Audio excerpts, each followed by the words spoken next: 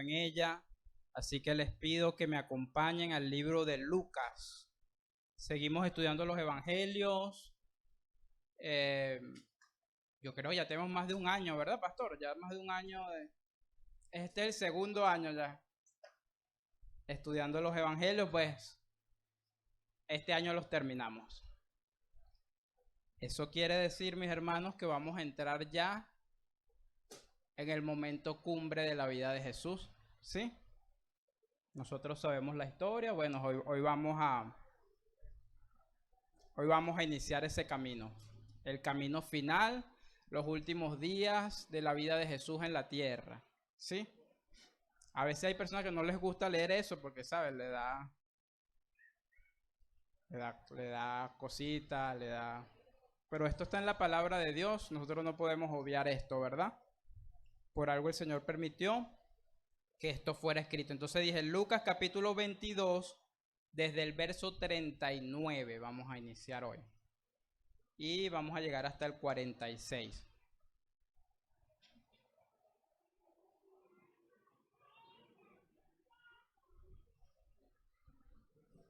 ¿Sí lo tienen allí? Pues antes de leer vamos a pedirle a Dios que nos ayude a comprender su palabra, que su espíritu que habita en nosotros nos dé claridad para entender su palabra. Amén.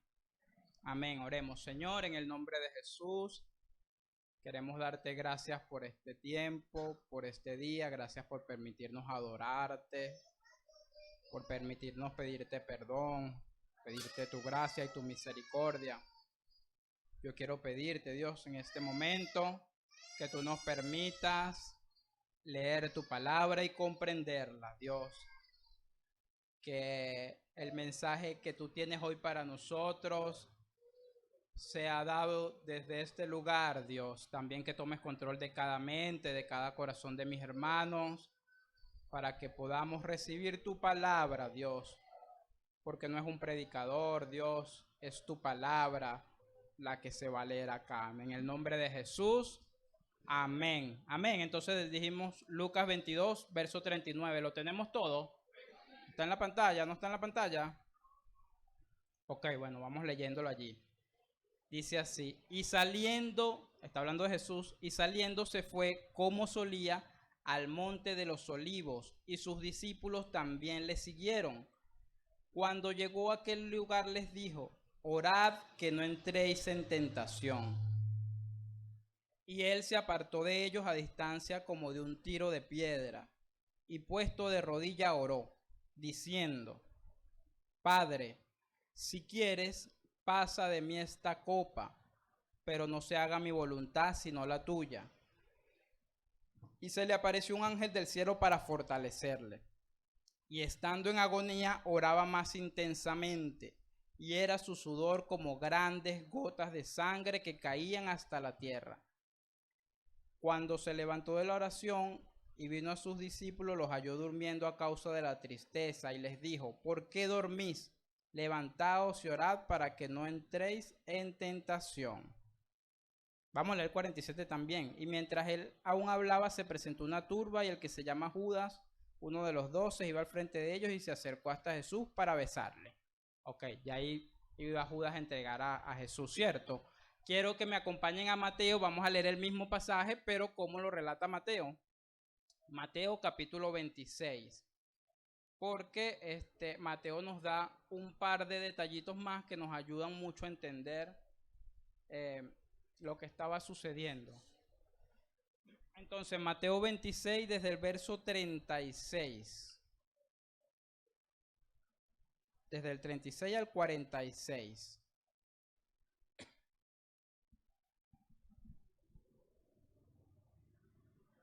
Ahí lo tenemos.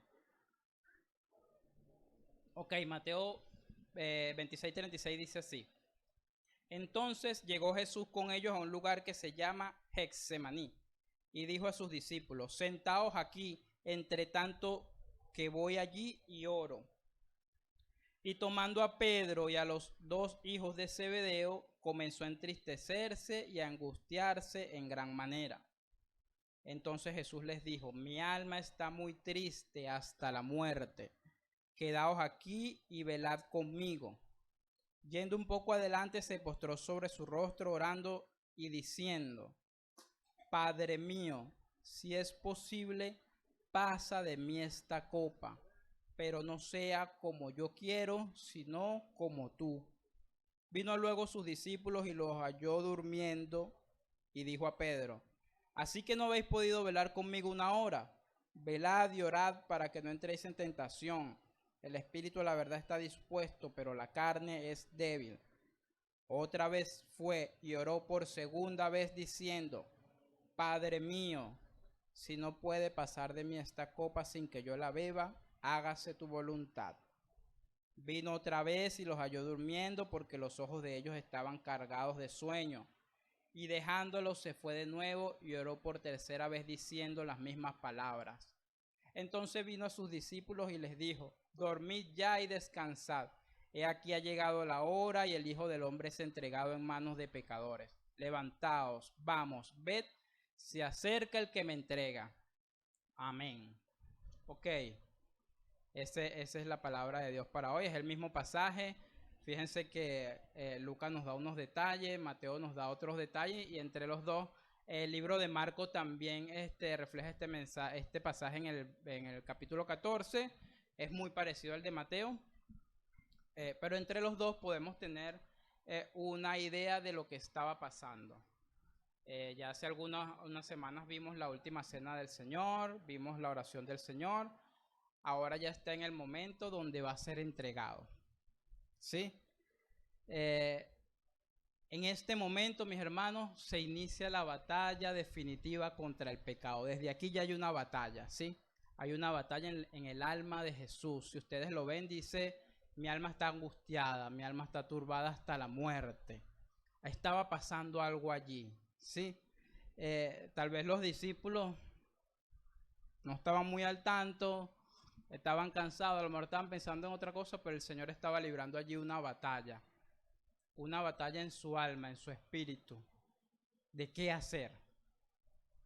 Por eso va y ora. Entonces fíjense, yo sé que esto es algo que la mayoría de ustedes sabe, pero por si acaso se los quería recordar, que el evangelio que nosotros conocemos no existiría sin la cruz. ¿Sí lo entienden eso? Si no hay cruz, no hay evangelio. Si no hay cruz, no hay redención, ¿verdad? Si no hay cruz, no hay salvación, ¿cierto? ¿Sí lo entienden eso? Si no hay cruz, es muy probable que ni usted ni yo estaríamos acá, porque no tendríamos esperanza, ¿verdad? Y esa es la batalla que se está dando en este momento, en la vida de Jesús, del que tenía que ir a esa cruz, ¿sí? Él dice: mi alma está turbada, estoy en agonía, estresado hasta la muerte, creo que dice por allí Mateo. Entonces, está en juego la cruz. ¿Habrá cruz o no habrá cruz? ¿Sí lo ven? Pero si decimos que sin cruz no hay redención, entonces sin cruz no hay iglesia tampoco. Porque la iglesia es redimida por la sangre que derramó ¿en dónde? Entonces, si usted saca de la cruz la ecuación, no hay iglesia, no hay redención, no hay salvación, no hay esperanza para la humanidad. Fíjense que hasta acá Jesús ha hecho 3 años de ministerio, podríamos decir, a la perfección, ¿cierto? ¿O ustedes creen que el Señor hizo, bueno, más o menos, algunas cosas bien, algunas cosas, ¿qué creen ustedes? Todo a la perfección. Sin embargo, a pesar de esto, si no pasa por la cruz, entonces, vuelvo y le repito, no hay redención, no hay salvación, no hay iglesia, no hay esperanza para la humanidad. Entonces, era como que esta es la prueba definitiva de todo o nada. Porque aunque hizo maravillas, aunque hizo milagros, aunque hizo sanidades, aunque hizo todo bien, era necesario también la cruz, ¿sí? Y hay una batalla en su alma. la palabra nos revela que Jesús sintió agonía y angustia en ese momento. Angustia, agonía. Pero, ¿qué hizo el Señor? A ver, de lo que leímos, ¿qué hizo el Señor? ¿Cuál fue la acción que él hizo cuando estuvo en esa batalla? ¿Qué hizo? Orar. Orar. Esa es la primera lección que tenemos nosotros de nuestro Señor. En un momento de angustia, un momento de agonía, Él, la primera acción que hace es orar. ¿Sí? Tal vez recordaba lo que decía el Salmo 121, verso 1, que dice algo así. A ver si nos ayudan los chicos de multimedia. Fíjense lo que dice el Salmo 121. No, este no es. ¿Será que lo anoté mal? Es el que dice, ¿de dónde vendrá mi socorro? Es este. En mi versión no empieza así. Mi versión dice, alzaré. Es que leí lo de arriba que decía cántico. Ajá, fíjense lo que dice el Salmo 121. Dice así, alzaré los ojos a los montes. ¿De dónde vendrá mi socorro? Mi socorro viene de Jehová, que hizo los cielos y la tierra. En momentos de angustia, en momentos de pánico, de estrés, de agonía, ¿de dónde viene nuestro socorro? De Jehová, que hizo los cielos y la tierra. Entonces, Jesús está cumpliendo con este principio en ese momento. La palabra nos revela que su alma estaba turbada en extremo y él no va a consultar la cuenta bancaria a ver si hay para resolver. Él no va a consultar a un experto en el tema. Él va a Jehová, que hizo los cielos y la tierra, ¿sí? Porque ¿de dónde viene nuestro socorro? De Jehová. Entonces, nosotros que somos cristianos, mis hermanos, la palabra cristianos significa pequeño Cristo. Usted es un pequeño Cristo, aunque me ponga esa cara allí, ¿sí? Eso es lo que significa cristiano. Los llamaban cristianos porque decían, ellos son como Cristo. Pues no a la misma estatura, son pequeñitos, son como pequeños hijos de Cristo, ¿sí?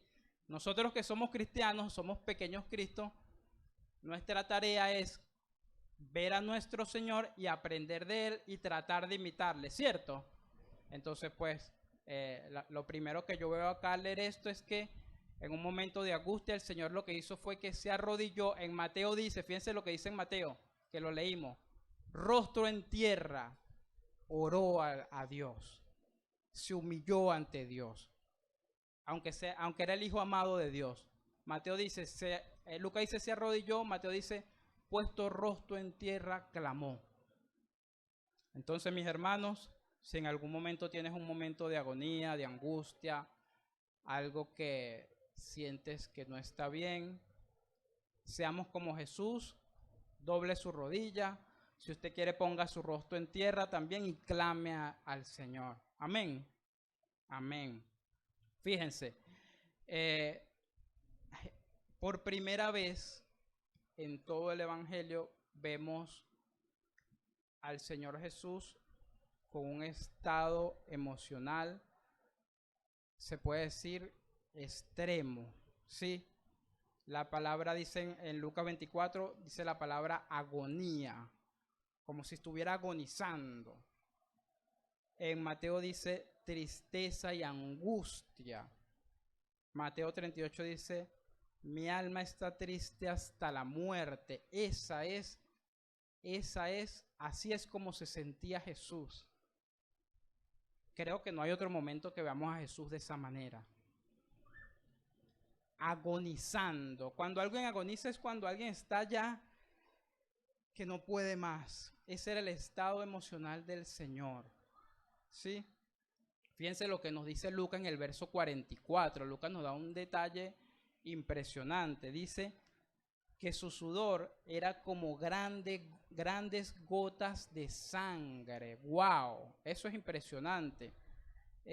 Resulta que es una condición médica y se llama hematohidrosis, que es muy raro y le sucede a una persona cuando está en una situación de extrema angustia, los vasos sanguíneos que están más cerca de la piel se rompen del tanto estrés y el sudor se mezcla con la sangre y parece que estuviera sudando sangre. Esa era la condición del Señor en ese momento. Así lo describe la palabra. O sea, no era como que, bueno, está la cosa mal. No es como los sufrimientos que a veces nosotros decimos, oye, nosotros sí sufrimos, hermano. Se fue la luz. Qué sufrimiento. En estos días me tocó dormir sin luz. Pero estamos hablando de otra cosa, ¿verdad? No es como decir, oye, hermano, yo sí sufro porque es que tengo 3 días sin harina pan. Son cosas distintas, ¿verdad? Estamos hablando de una agonía, de algo difícil de describir. Es más, yo estaba pensando oye, yo nunca he estado en una situación así, yo particularmente, así, de tanta agonía, de tanta angustia. No recuerdo yo haber pasado por algo así, en que me sienta que estoy agonizando, que mi alma se está muriendo, porque eso es lo que describe el Señor. Yo particularmente no recuerdo haber pasado así, así que yo no le puedo decir al Señor, Señor, tú no sabes cómo yo sufro y tú te olvidas de mí, y no, porque el Señor me decía, oye, léete ahí Lucas 22 otra vez para que veas cómo yo sufrí. ¿Tú has sufrido así? Yo dije, no, Señor, yo no he sufrido así. La verdad es que no he sufrido así, no he pasado por ninguna situación. No sé si usted ha pasado por alguna situación así. Yo de verdad dudo mucho que alguien en la tierra, aparte de Jesús, haya sufrido algo a este estilo, pero es por lo que vamos a ver ahorita.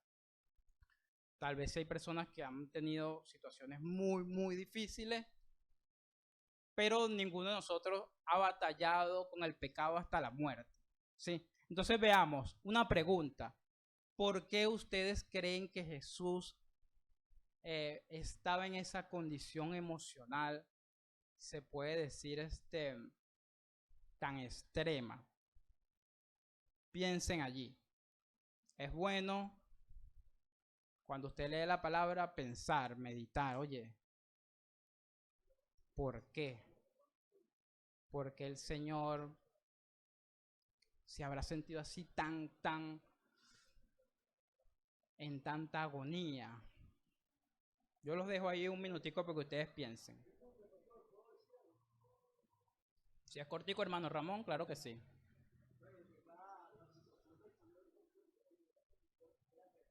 Terrible.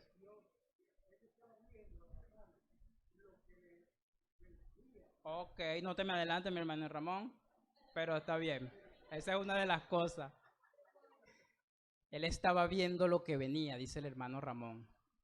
O sea, Jesús tiene una capacidad que no tenemos nosotros. Yo no sé qué va a pasar dentro de media hora, no tengo ni idea. Si viene algo bueno, no me puedo alegrar porque no lo sé. Y si viene algo malo, pues no me puedo entristecer todavía, me entristeceré dentro de 30 minutos. Eso en cierta forma es una ventaja, ¿sí lo ven? Sí, nosotros estamos aquí contentos y a matar ese hoy la luz y se nos va a ir la alegría, ¿verdad? Pero no lo sabemos, entonces estamos contentos todavía, sí.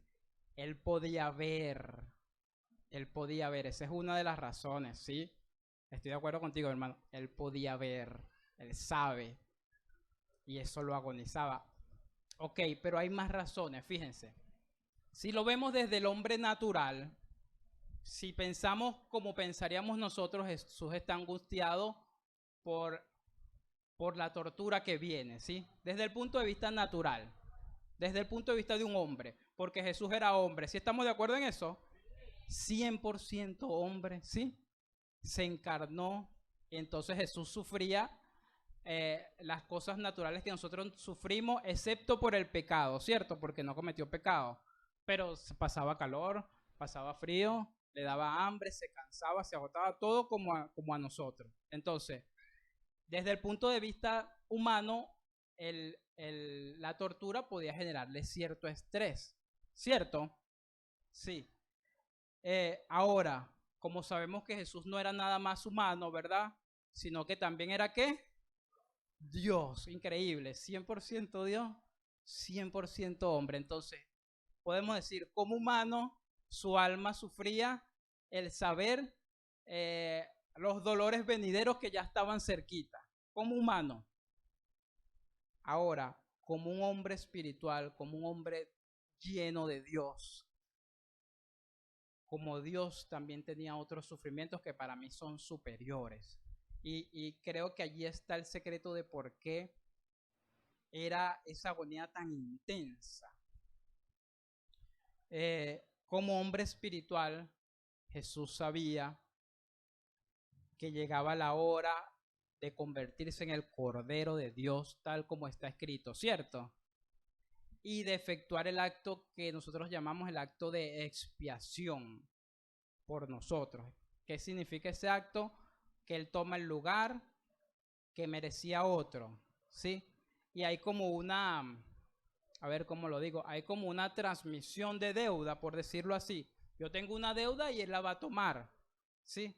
Pero mi deuda no es un tema de dinero, mi deuda es un tema de pecado. ¿Sí lo ven? La deuda que yo tengo con Dios no es que yo le debo, ay, le debo el diezmo, no, no, no. A lo mejor también se lo debo, pero ese no es el tema que se está buscando allí, es un tema de pecado. Yo he cometido pecado y tengo una cuenta con Dios y no la puedo solventar. Entonces Jesús la va a solventar, ¿sí? Para hacer eso, entonces, la Escritura nos dice que Él en algún momento debería recibir todo el pecado de la humanidad sobre su humanidad, sobre su ser. Entonces, aquel hombre que nunca conoció el pecado, jamás. Fíjense que la Escritura nos dice que Jesús estuvo siempre con Dios de la eternidad, vino a la tierra, va viviendo 33 años y no ha pecado, no sabe lo que es el pecado, no sabe lo que es la suciedad, no sabe lo que es estar lleno de amargura, de rencor, de odio, nada de eso. Pero Él sabe que llega el momento donde Él va a recibir todo eso sobre su ser. No el mío, el de todos. O sea, es toda la suciedad del mundo sobre su ser multiplicado por, bueno, millones de personas. Entonces, ese hombre que nunca ha tenido contacto con el pecado, ese Dios que nunca ha tenido contacto por el pecado, sabe que llega el momento donde Él va a recibir toneladas de pecado sobre Él, suciedad, todo. Yo me imagino que eso lo angustiaba, porque Él es un ser puro y limpio. Amén. Que nunca ha pecado, pero ahora estaba por recibir el pecado de todos sobre Él. Yo creo que eso es más angustiante que el tema de los látigos y lo otro. Otra cosa que seguramente angustiaba a Jesús, una vez que se diera ese acto espiritual donde el pecado de la humanidad fuera puesto sobre Él, tenía que existir una separación de Jesús con Dios. Sí. Oye, eso debió ser angustiante para Jesús. Nunca Jesús ha dejado en su vida de tener comunión con su Padre, jamás. La Escritura nos enseña que desde el principio, dice Juan, en el principio era el Verbo, ¿lo recuerdan? Y el Verbo era Dios, y el Verbo estaba ¿con quién? Desde el principio estaba Jesús con Dios, siempre estuvo con Dios. Ese Jesús es el que el Señor dice, este es mi Hijo amado en que me complazco, ¿recuerdan? Eso es una comunión hermosa entre Padre, Hijo y Espíritu que nunca se ha quebrantado hasta este momento. Entonces, tal vez para Jesús el hecho de separarse de Dios le causaba una angustia tremenda. ¿Sí? Wow, no, es como que Jesús diga, yo no sé lo que es vivir sin Dios. Y ahora me voy a separar de ti, Dios. Si es posible, Señor, haz que yo no beba esta copa. ¿Lo ven?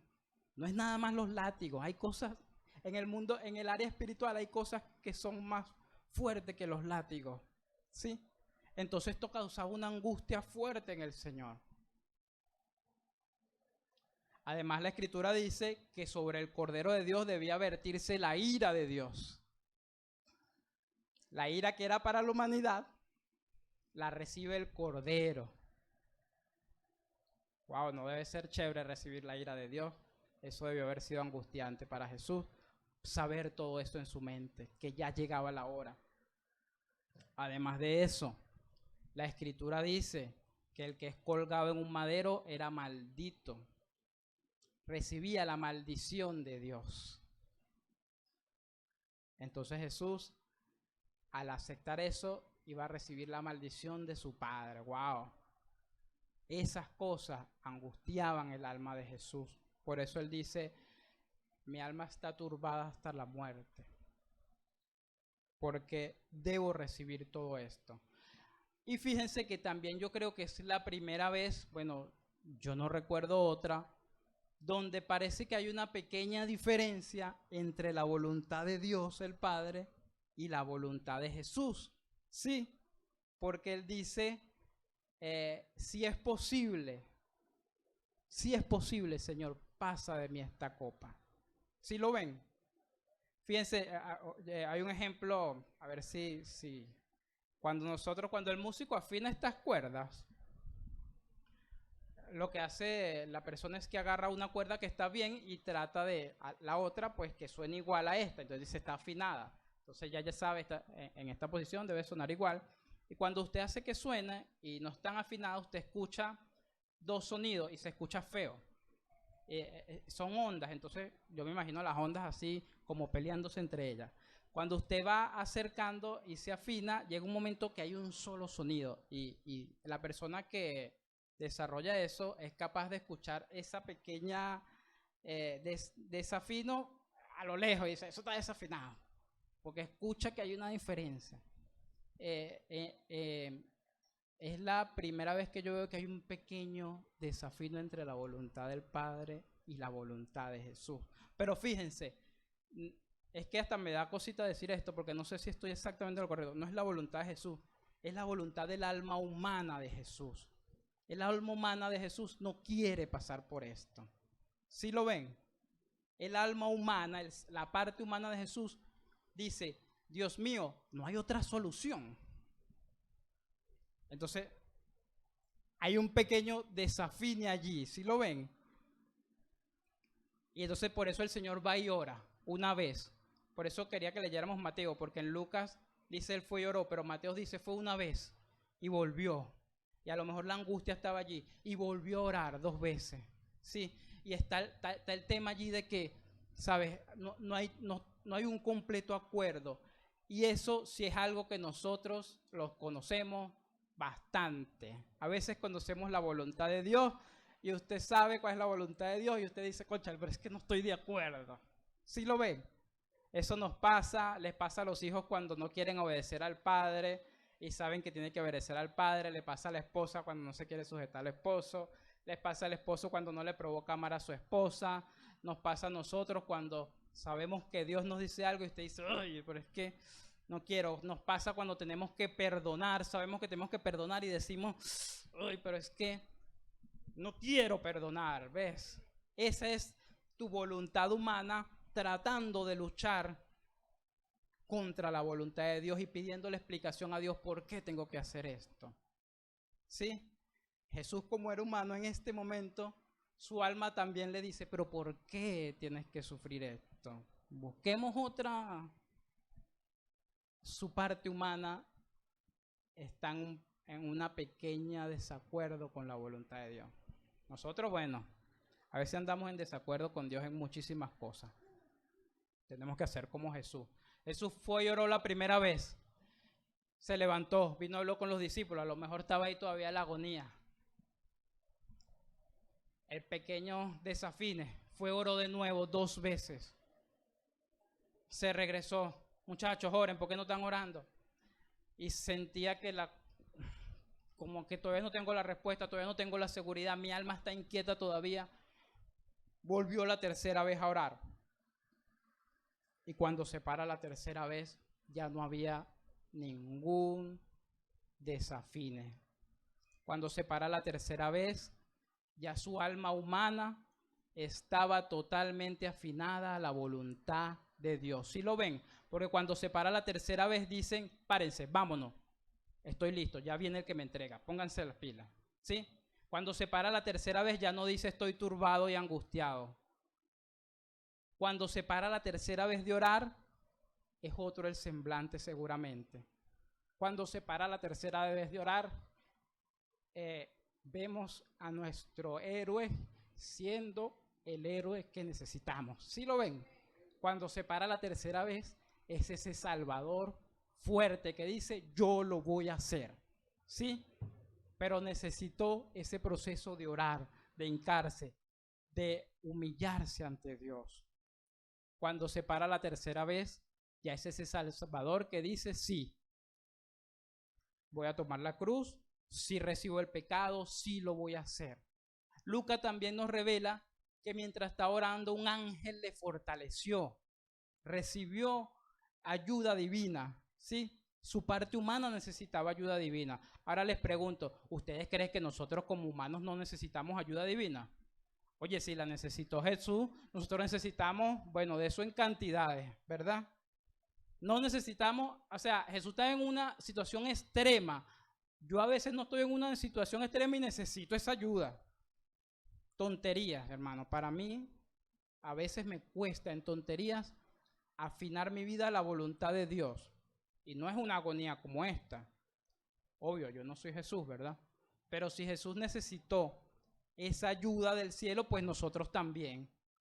Entonces, cuando usted sienta algo de agonía en su alma, no dude en clamar la ayuda de su Padre. ¿Sí? Que si ayudó a Jesús, a usted también lo va a ayudar. Amén. Amén. Fíjense.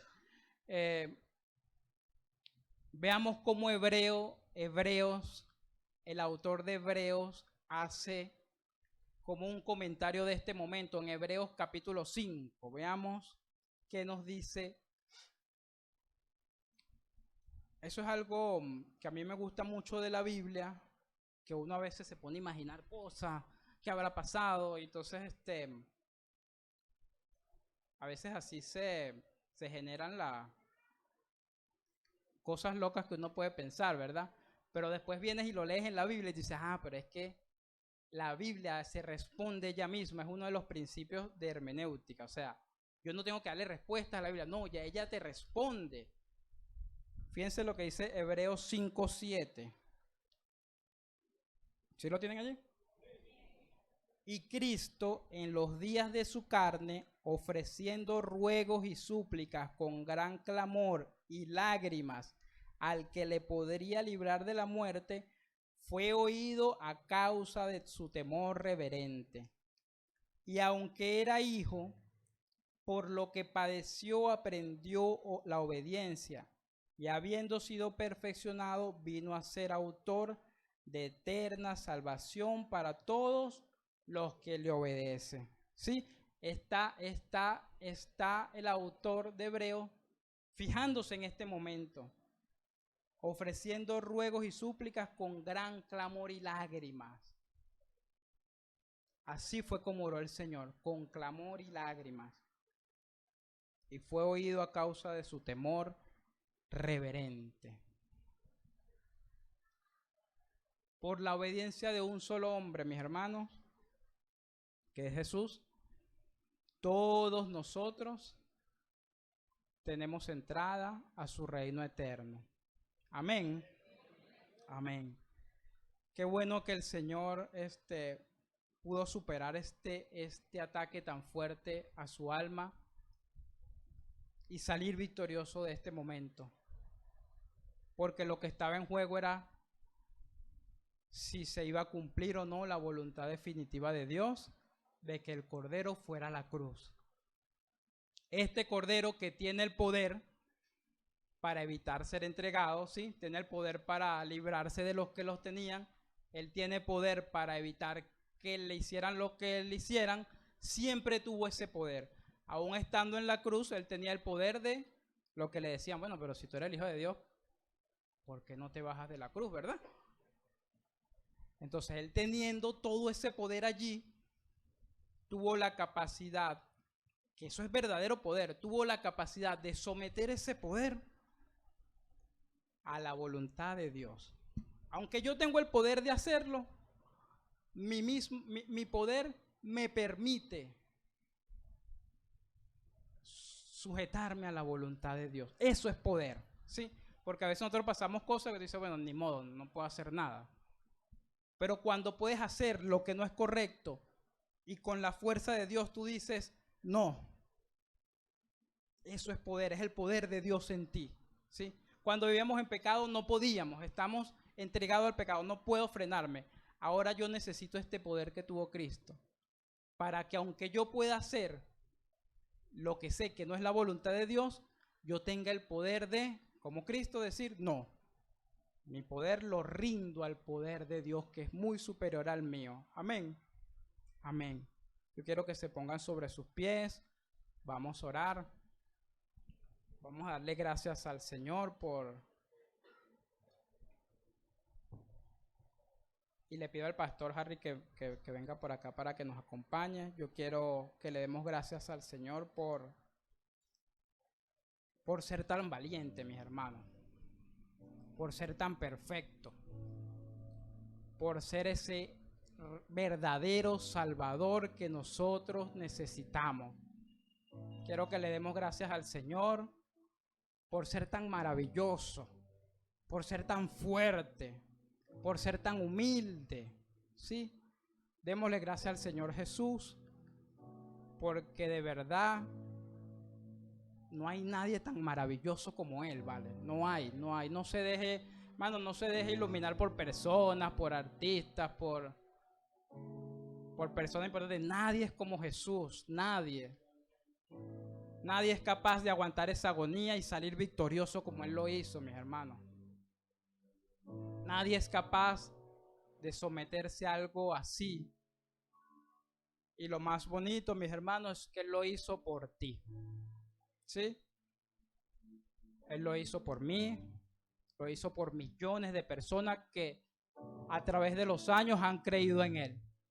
Entonces yo quiero que le demos gracias al Señor. Ahí cierre sus ojos. Alabe al Señor, dele gracias.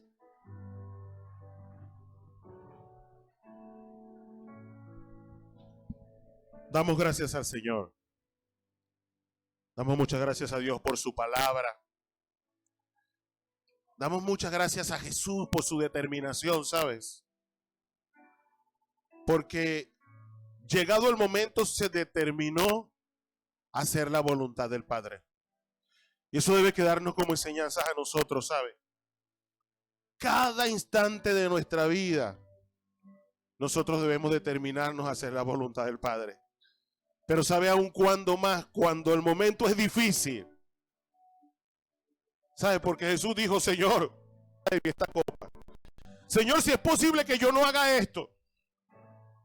Casi, Señor, si es posible que yo me escape de tu voluntad. No sé si lo ven. Y hay momentos en nuestras vidas en las que nosotros vamos a estar en esa situación en las que nos vemos tentados a no hacer la voluntad del Padre. La palabra de hoy nos habla bastante claro. El Señor, fortalecido en la oración, dijo, no. ¿Cómo que yo no voy a hacer la voluntad del Padre? ¿Sabe? Y eso debe ser una enseñanza profunda para nuestra vida. Cuando te ve la voluntad del Padre, ve y ora, como bien nos lo decía nuestro hermano Chaniel. Ve y ora una vez, ve y ora dos, ve y ora 3 veces. Hasta que ese pensamiento se vaya de tu mente y diga, Señor, aquí estoy. No importa lo difícil que sea, yo quiero hacer tu voluntad. ¿Y sabes dónde comienza eso? Comienza cuando le entregamos la vida a aquel que tuvo esa fortaleza. Cuando le entregamos la vida a Jesús. Esa es la mayor determinación que nosotros debemos tener, ¿sabe?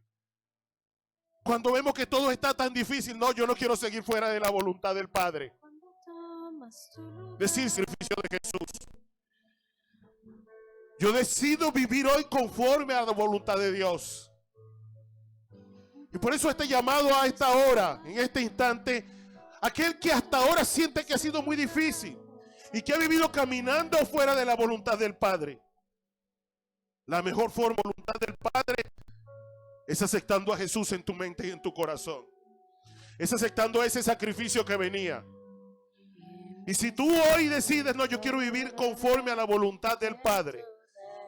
Yo acepto que esa muerte de Jesús en la cruz fue para perdón de mis pecados. Si tú decides eso hoy, puedes levantar la mano allí donde está, porque queremos orar contigo. Gloria al Señor. Gloria a Dios. Gloria a Dios. ¿Hay alguien que lo haga por primera vez? Hay alguien que no lo haya hecho nunca y que decida yo hoy, a partir de hoy, yo quiero entregarle mi vida a Jesús. Gloria a Dios.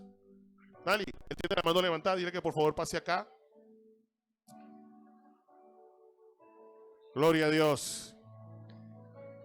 Venga, venga. Vente, Daniel, gloria a Dios. Dale un aplauso al Señor porque están pasando cosas hermosas en casa. Gloria a Dios. Gloria a Dios. Qué bendición, Daniel. Gloria a Dios. Gloria al Señor. Denle un aplauso fuerte al Señor.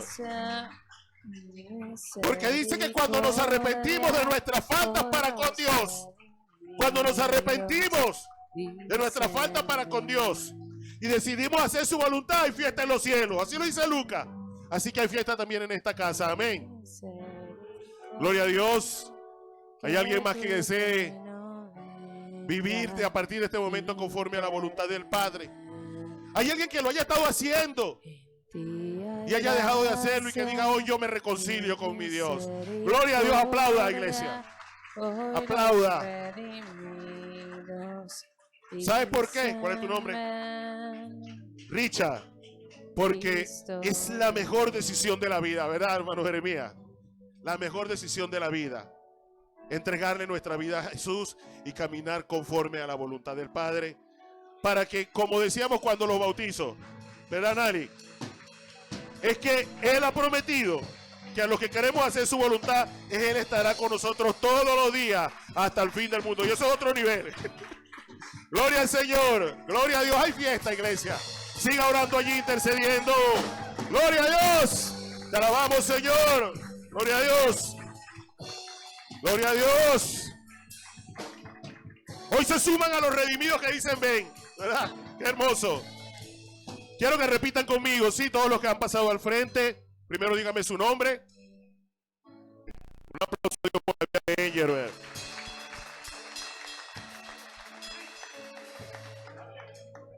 ¿Alguien que me ayude ahí? Gabriel. Gabriel. Un aplauso a Dios por la vida de Gabriel.